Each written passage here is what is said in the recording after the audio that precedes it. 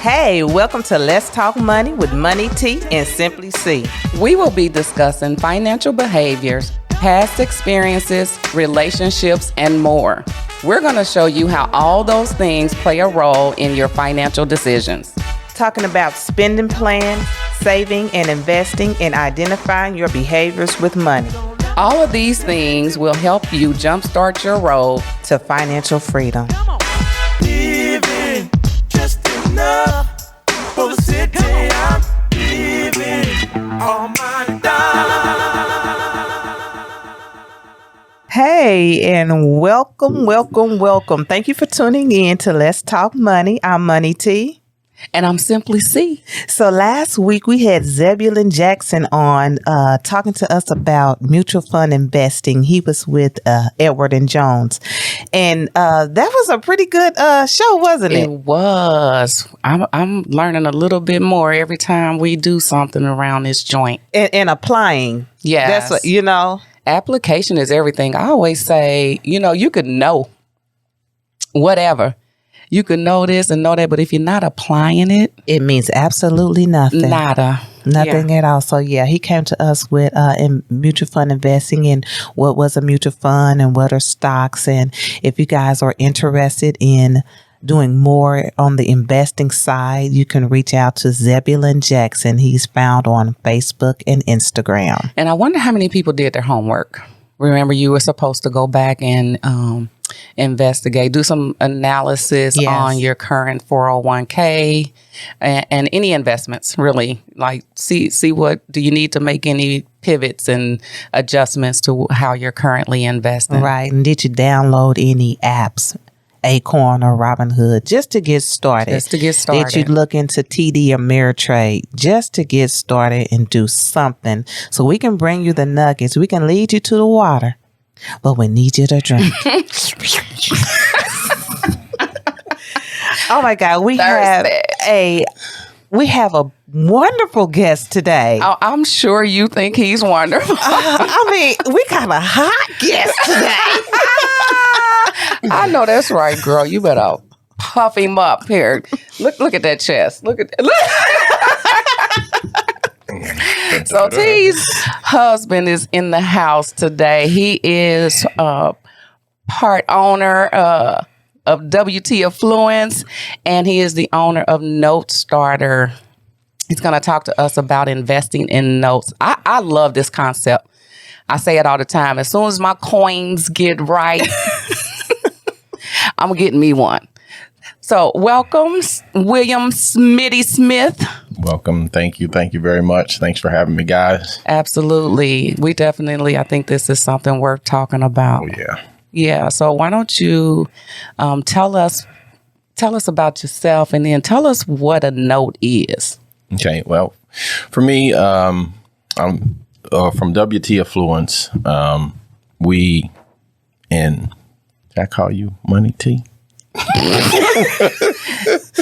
Me and Money T, we own some properties, so that's WT Affluence there, and I also have a full-time job. I work for Motorola phone company. I'm pretty sure everybody's familiar with that, and also I own the Note Starter business.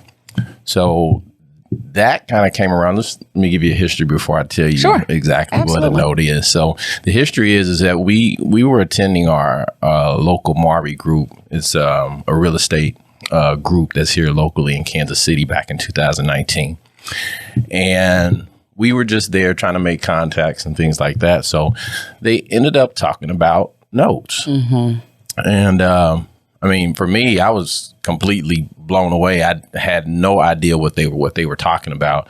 And something that caught me was you can be the bank, right? Ooh. So that's what caught me. Thought that was sexy, huh? Yeah. I really enjoyed that because, with our WT Affluence, Money T, she is the buy and hold person. She likes the real estate, but, I'm the maintenance man, right? To plain and short, I'm the maintenance man. I go fix toilets or I go and do the fixing and stuff. And I don't want to do that. Okay. Right? So when that concept of notes came, I'm like, you can actually be the bank to where you can take in payments and you don't have to worry about the real estate itself. So, sorry, to lead me into that, what actually a note is, it's actually just a promissory note. It's a promise to pay. So any person that owns a house, you have what they call a promissory note that's in your documents. You know, there's this whole stack of documents that you sign for the bank, but there's a promissory note and there's also a mortgage note. So the promissory note just basically says, I, borrower, must pay this amount back to you in order to get my house. So if it's $300 a month for 30 years, that's my promise to pay. And then the mortgage note is a security instrument. That's the one where that's where the collateral is. So once I fulfill that note, then I get the mortgage document. So therefore I own the house. So that's kind of basically what a note is.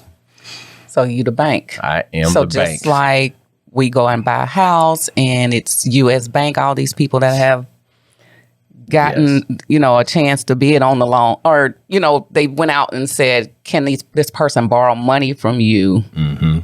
So just like my mortgage may be Chase or whatever. Right. So to break it down even simpler is like I can buy mortgage notes from banks.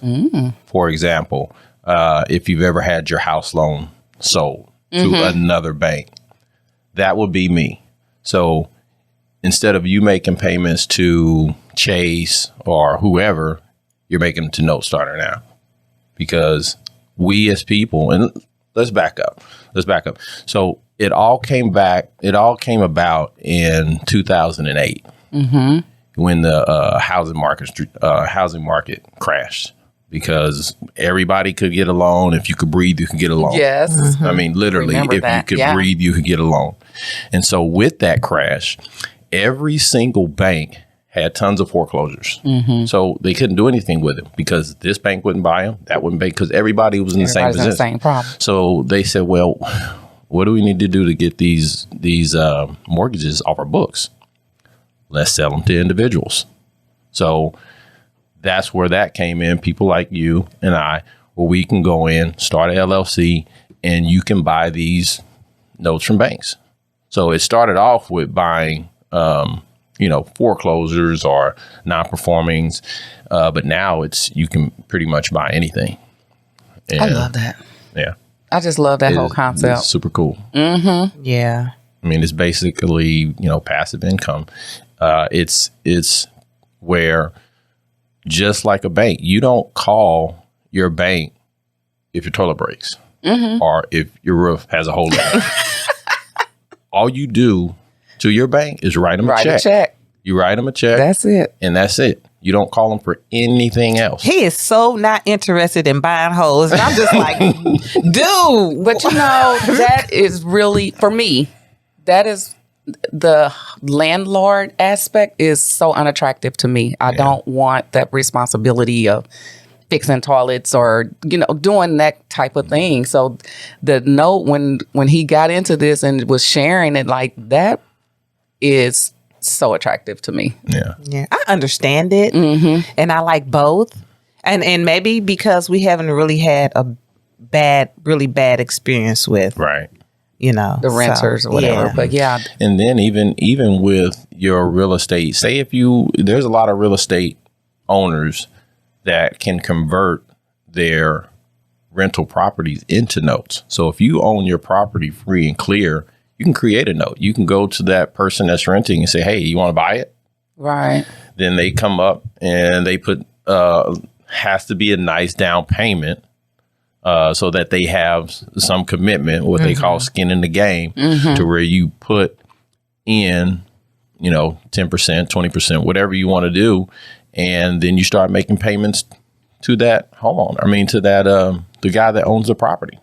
Now they own it. Now you're the bank. You can turn that real estate into a note. Yeah, I'm sure people are wondering, but how do I make money? How is this making money for me? So can you explain how you're making the money? Yeah. So think about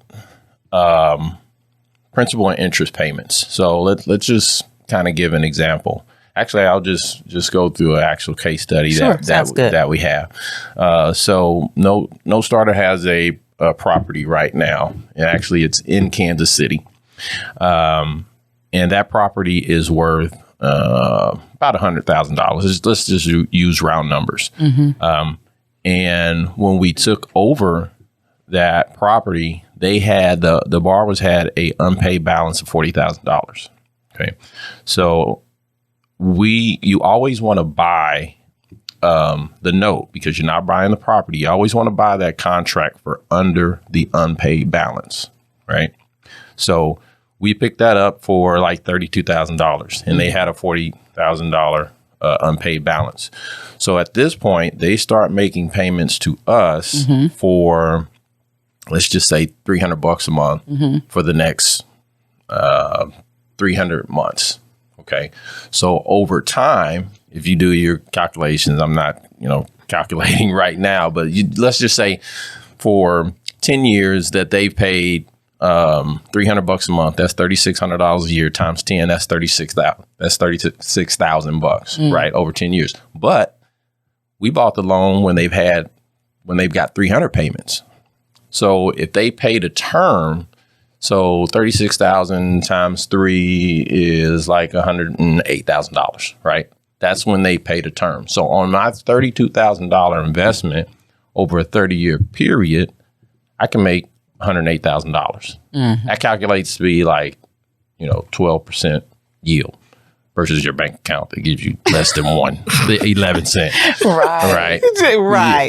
So can you explain to us, say you want the property, you only want to hold it for like 5 years. Yeah. So how would I make money only owning it for 5 years? Yeah. So that's another thing, because I don't want to hold these notes for 30 years. I'm in my 50s. I don't want to do that.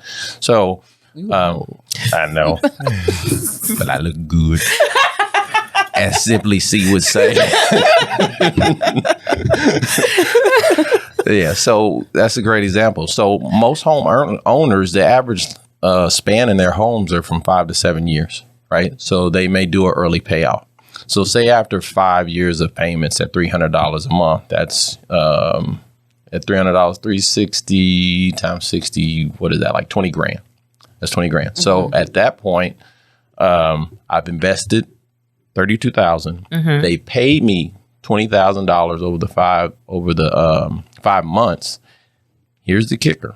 I'm sorry. Thank you. Over 5 years. So their unpaid balance has only gone down like $2,000. All the rest of that. Where I have collected all the rest of those interest payments. So for example, just round numbers.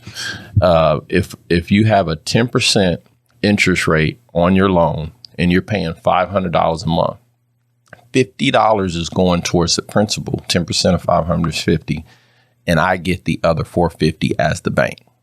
So, for example, over 1 year period, they have paid 50 times 12, which is $600, and I've collected almost $6,000. So that's how you be the bank. That's how banks. Tasty. That's how banks make their money. Yeah. That is how bank off of interest rates. That sounds so tasty. And we as homeowners, we just usually write a check and send it in. We don't look at our unpaid balances. We don't look at how much that goes to principal or anything, and that's the key. But for the banks like us, it's great. That is so true. Can you tell us what the different note types are? Like, what's the difference between them? So there's a couple of different types, but we'll just go through the two main ones. There's a performing and a non-performing. Basically, a performing note is when the borrower's paying. They're paying their monthly payments on time. And then you also have different grades of performing, because sometimes, like especially during COVID, to where people have ran into situations. They're paying, and now they turn into sub-paying, which that could be like a B or a C grade note. So there's different types of performing. And then you have what they call a non-performing, where they're just not paying at all, where they just stop making the payments. And in both of those situations, going back to the case study, they're great outcomes. So because we talked about what if they paid a term, then what if they pay after 5 years, and then the last one is what if they don't pay? So you take that example to where they paid for 5 years and we've collected $20,000, right? So now they've stopped. Now, with the good thing about us as the bank versus the standard federal backed banks is that when we own these contracts, they're usually called contracts for deeds. If they stop paying after 3 months, then we can foreclose. Banks usually take a long time. So we can say, okay, you didn't fulfill your contract where you said you were going to pay a certain amount of time. After these 90 days, you're considered non-paying. So we can actually go into the foreclosing proceedings. But a lot of people in this note space, that's not our goal. It's to really keep people in their houses and not, foreclose them. But if you have to, then you get you a foreclosure attorney. And like the case study here in Missouri, it probably costs about $3,000 to do. So at that point, I've got $35,000 invested into it. Now, once we foreclose and get that person out of the property, now it's ours. We actually own the real estate. Okay. So now we have a few options that we could do. We could fix and flip for the market value. We could just rent it out, give it to Money T so she can rent it out. And I back to being the plumber, fixing the plumber, patching the roof and all that. Dang it. Right. Or if you just want to sell it to an investor as is, those profits are endless. So just remember, if you go back to the initial investment, I bought it for $32,000 and I put $3,000 into the property. So say if I just want to get rid of it, I don't want to do anything, I can find an investor for 65 to 70% of the value, the market value, and just sell it. So you'll find any investor that'll say, 65 to 70%, which calculates out to be about 65 to 70,000. So once we sell it, that profit is ours as well. So you take that difference and that's your yield. So you have the potential to make, additional $30,000 off the sale. Yeah. So that's why it's so great, because the opportunities are, your exit strategies are endless. Yeah. I think we're gonna. I was looking to see if that case study was on our page already, but I don't think it is. So we'll make sure we get that out on Let's Talk Money page. Yeah. Is it there? I'll make sure it gets there. Yeah. Yeah, we can get it out there. I've also got a YouTube channel we can put it on. That's out there. Yeah. So once we link that page, then they'll have access to your YouTube page and can follow you for all those awesome videos and that those little tidbits of information. Yeah. Awesome information. Yes. What's next? What you got? Do you want me to keep talking? Well, I want to know if you need a lot of money to get started on it, because I'd like to get me one of them notes. So there's no, you don't need a lot of money to answer that. And I'm going to give you a few different ways that you can invest in notes. So for the no money portion, of course, nothing is easy, right? No money. I got to pull out my notebook. I want to make sure I get all this. Yeah, so there is a no money way. And basically, it's like wholesaling, it's brokering notes. You can find people that are selling notes. You can find buyers. And if you can negotiate the spread in between, say if you find a note, just round numbers again, for $20,000, and you negotiate that note for $19,000, and then you sell it to the buyer for $20,000, there's your $1,000 spread. You are in the business and you're making money with no money down. So basically, you're brokering and wholesaling, and it's just a matter of finding and just like anything else, I find a lot of people on LinkedIn, Facebook that are buying and selling. So it's just a matter of finding your buyers and selling and sellers and making that spread in between. And once you've accumulated enough, then you can actually start and buy your own note. Yeah. So just like the other day, I saw one that was like $12,000 they were selling. The property was worth $80,000, but they were on the back end of their loan. It was only 50 something payments left. So you can find them for as little as nothing. And then it also doesn't have to be real estate. A note can be a car note. A note can be a boat note, but I just, for me, I just choose to do real estate, real estate, securing the collateral real estate versus a car or a boat where somebody can pick it up and drive to Arizona. I want something standing without there. A tracker on it.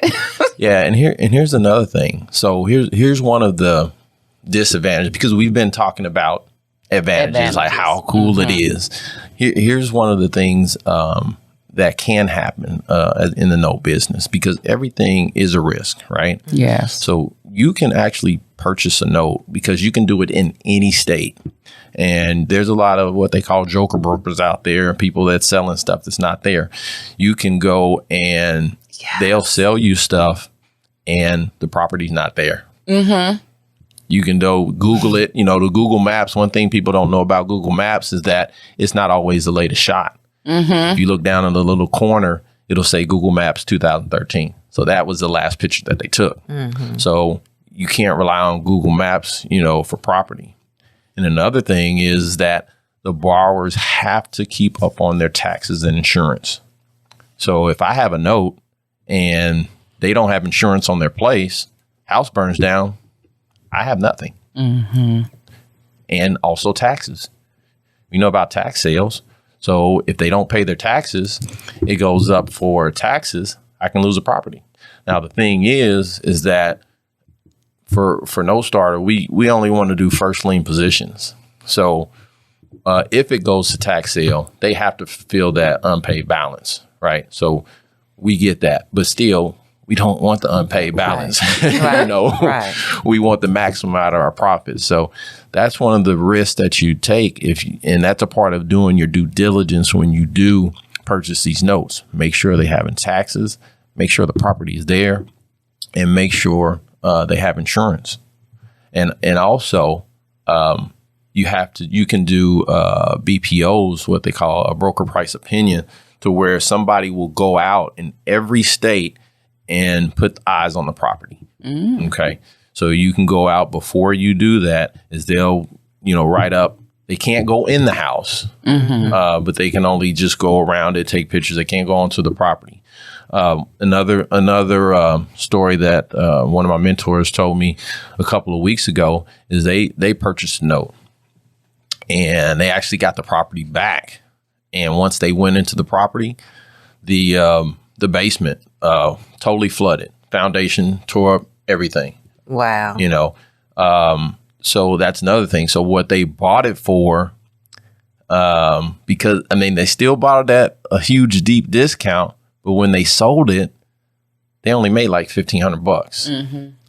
But it was a good learning experience, and also, you still made a little money because they bought the note for such a deep discount that when they went to go sell it, that no investor wanted to pay for it because it was, house. So they ended up buying the note for like $36,000, and then they sold it for like $37 and some change. But and at that point, you just glad to get rid of it. Yeah. Right. So it's still an experience. People can lose money, so it's not all peaches rosy. and cream. Yeah. Man. That's the story for you to bring it all the way down.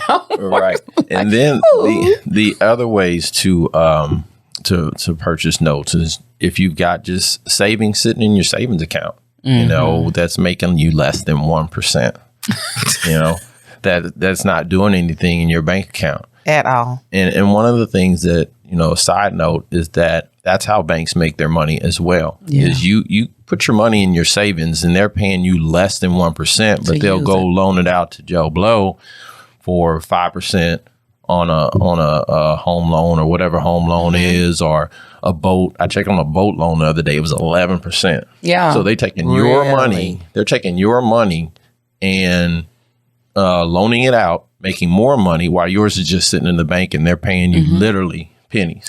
Yeah, or even like a personal loan. Personal loans are even higher. Yeah. They can be, with no personal loan, no collateral, can be even higher than 11%. Really? Yeah, they are. Just depends on your credit rating and it's unsecured. Unsecured loans. No collateral. Rip off. Yeah. And then the third way is using an IRA account. So if you've got an IRA account sitting in there, maybe invested in the stock market or just sitting in some bonds, mutual funds or whatever, you can actually take and move to what they call a self-directed IRA account. That means you have more control. A lot of people don't know about this, but you can buy real estate in your IRA account. You can, but not like the Charles Schwabs and, the other ones. They don't do that. So they have specific accounts, accounting firms that will do this for you. And you can move that money over there and you can buy real estate out of that. You can buy houses. You can do private money lending, do notes. There's a few things that you can do. Now, you are restricted. It's just like an IRA. Like, Note Star, we have some in our IRA as well. So, for example, I can't, if I go buy a house out of that and say we buy and hold, and if I'm sent over to the house physically to do anything to it, I've just violated my IRA. I can't do that. At that point, that's when the IRS opens up and you could violate all the rules. So you really have to be totally hands off. Just think of it as your IRA. You're totally hands off of your IRA. You can't touch the money. You can only buy stocks with it, or buy funds with it. You can't do anything else with it. So they are what they call prohibited transactions that can't be done in an self-directed IRA. Man, that is interesting. That's good to know. And most people don't know. I remember you had gone into the bank and the guy was like, dude, what are you doing? Like he had never known, had never heard of a self-directed IRA. He works at the bank. Yeah, he was like, I didn't know. I mean, each time I went in there to set up both accounts, the lady was there, was like, you can't do that. I had the darndest time trying to set it up because they're like, you can't do it. Like, what do you mean I can't do it? Because you don't know about it. I can't do it. That's why. Yeah. And so, and to further extend that, they also have what they call checkbook control, to where the IRA company will send the funds to an actual LLC so you can manage it. I can do all the spending without going through the self-directed IRA. They'll send that money over to an LLC to where I can buy. It's just a quicker transaction versus going back to the self-directed. So that's a checkbook control option to where you can buy real estate out of your LLC, but it's an IRA LLC. It's not a regular LLC. So I can't go to that bank where I've got my LLC account up and take money out of it. It's a violation. So there's a lot of creative options, and if it's anybody that's interested in it, there's tons of videos on self-directed IRAs, how to buy notes. I have my YouTube channel. You can go to Note Starter, and there's lots of videos out there because that's how I got started. I just went to YouTube University for about 3 or 4 months before I contacted anybody. And there's constant information that's out there. There's a lot of people that's doing this. It's a really small space, but it's a lot of people that's doing it. Because you've gotten some really good connections, contacts in that circle. I have a question for you. Can you explain to the listeners what owner financing versus bank? Yeah. So there's a lot of owner financing out there. That means that the real estate holder is the owner and they can finance the property to people that's looking. Here's another thing is that there are a lot of people out there with money. Okay. But they don't fit into the bank box. You got to have this credit score. You got to have this job. You got to have this. And they don't fit into the bank box. So now, and it's even worse with COVID, because now with COVID, the things that's happening, they lowered the credit score. Raise the credit score ratings requirements. Thank you. Before you can get a loan. So this is where you get into owner financing, and there's a lot, for sale by owners, people out on Craigslist. There's websites where people actually are owner financing homes. And of course, you're going to pay a little higher interest rate, but it's easier to get into modifications for loans. You can even talk to the person, say, hey, I can only put down maybe $5,000 versus the bank is asking you for $10,000. So that's the difference between owner financing versus the bank. Bank is very stringent, and they have a lot of rules. So when you go and fill out a home loan, you file these big stack of papers. Yeah. Right. Yeah. And all of that is just checking credentials and covering their tails. But when you do owner financing, you sign 2 documents, the promissory note and the mortgage note. All the rest of that stuff is, you remember, when we did our house, it was some extra paperwork for COVID. And you got to sign the Patriot Act. And you got to sign this document in case you make a mistake, I can go back, and, just all this other stuff. So it's a lot easier with owner financing. And then the difference between the banks and owner financing is, like, say you come into hard times and you can't pay, like COVID. The good thing is that they've added the forbearance in because of COVID to where you can defer your payments. But before that, banks are like, no, you need to pay, or, we're going to file. So with owner financing, hopefully there's some kind of personal relationship there with the owner to where you can say, hey, I can't pay right now. Maybe can we modify this or modify that? So that's one of the advantages for owner finances for banks. Banks are a lot stringent. Owner finance, of course, you're going to pay more because you don't fit into the bank box, but they're more flexible. And that kind of leads me into talking about house payments. If you own a house, pay attention to your statement. Pay attention to your unpaid balance. Pay attention to how much is going towards principal. And if you can make extra principal payments, make those payments. Now, and another thing is that you can't send money over to your bank without specifying that it's going towards the principal, because what they'll do is they'll just put it in a reserve fund. And if you keep sending money over and over and over again, once you have enough to make a full house payment, then they'll take the house payment and apply it to your mortgage. So you have to specify that, hey, this amount is going towards principal. And they also have amortization schedules. So you can calculate exactly how much time it's going to take to pay your home off if you pay $50 a month more, or if you pay $100 a month more. You wouldn't believe how much you can cut down on your mortgage payment if you just pay $100 a month over on your house, or even 10. The company that I'm with, they have a calculator on the website, and it show you can move the bar, so at $10 versus $100 versus $250, and it's amazing how much that $10 or $20 a month makes. And I want to point out, thank you for saying, be specific about telling them you want to apply that to your principal. Thankfully, some years ago, I had a teller who told me about that, so I was always pay take it up to the next dollar amount, round it up to the next dollar amount. And she finally asked me, did I want to apply that to the principal? And sure, why not? And then I just started doing it every time. I always tell them to apply to the principal, because if it's just going to that reserve account, it's not really benefiting me any. Exactly. So whatever amount it's over, I always tell them to apply to the principal. And that's with a car payment, anything. So I learned that one thing. And to me, that was a teller that cared, because if you know something and you really are looking out for your customer, you're going to give them those little tips and shortcuts and little hints to save them money and help them get through the process a little faster.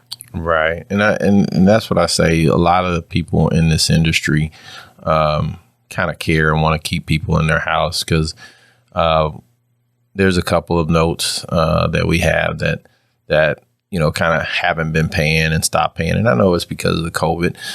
We could have canceled contracts, but we work with servicers, so I did leave that part out. So when you do own a real estate note, you don't have to do the servicing portion. So I don't call people and collect payments. I don't send out notices. There's a servicing company that we have for every note that we have that does that service. It averaged anywhere from $20 to $25 a month. So it takes out the headache of you having to service the note. They will pay the taxes in escrow. They'll call them if they're late. They'll send out payments, tell them that it's due. Or, one of the notes where they had stopped paying, I called them up and said, hey, get in touch with them. Let's see how we can get them back to paying. Because we know the lady had some unforeseen circumstances. And once we talked to them, and let her know, hey, we understand, and we get them back paying. I mean, it doesn't always happen like that. Right. But, at least you can make that effort to do that for people, especially under these situations with COVID. Yeah.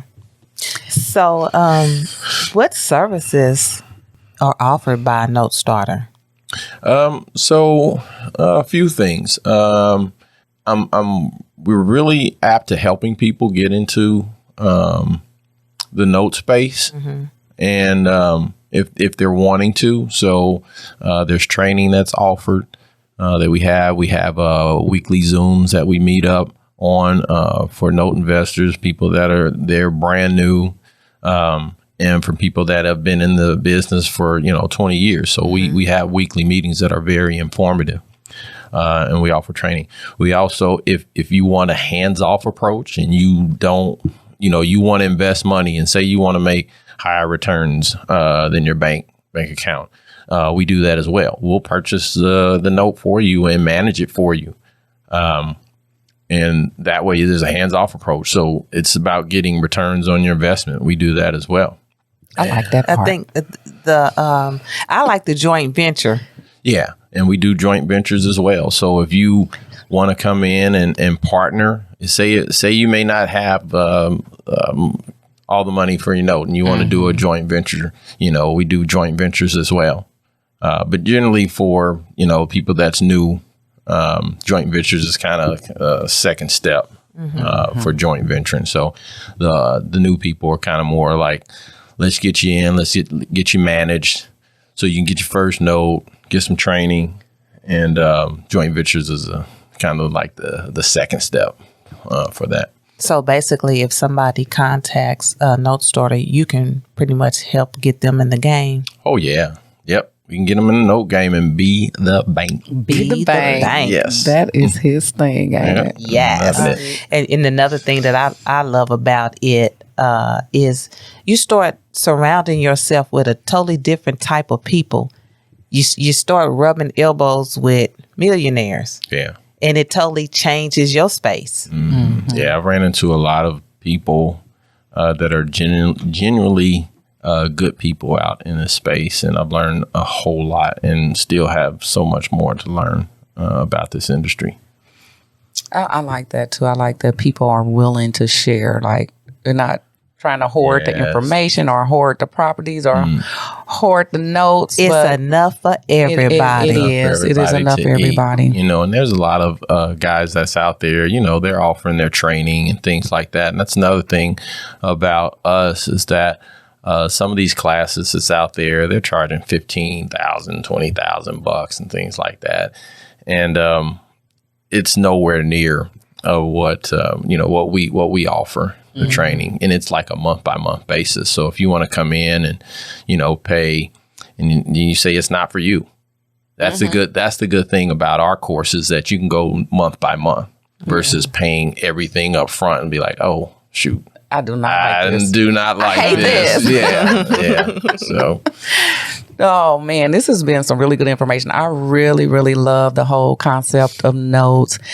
Smitty, can you tell people how to get started with No Starter, or at least to reach out to you and maybe get a consultation or something? Yeah, you can go to notestarter.com, and there is a sign up there. You can just go to the website and you'll see down at the bottom of the page where you can sign up. There's also, if you go there at the top of the website, there's videos. So you can go and look at basic note investing, how to get started. And once you fill out that form at the bottom, it'll reach out to me and just leave your name, phone number, or email address, and then I can contact you. Sounds good. That's what's up. Well, y'all, it's I'm Simply C, Melly Mel. Oh, I mean Simply C. I just wanted to say that. Just Kier. It made me think of Kier's crazy self. You can reach me and follow me on Facebook and Instagram at Simply Custom Wood Designs. You can also follow me on Facebook with Simply Cupcakes, and then also check out my website to Fatherless Daughters at advocatingdaughters.com.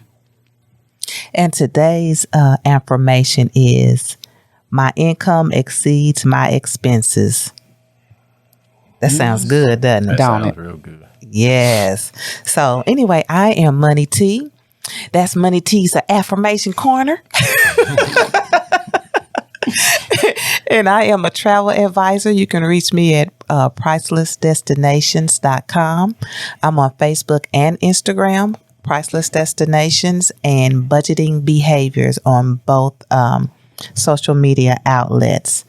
So remember that money mindset matters, and as a man thinketh in his heart, so is he. Hey, you can check us out on BSB Radio every Monday on the 8th. That's 8 a.m. and 8 p.m. Central Standard Time.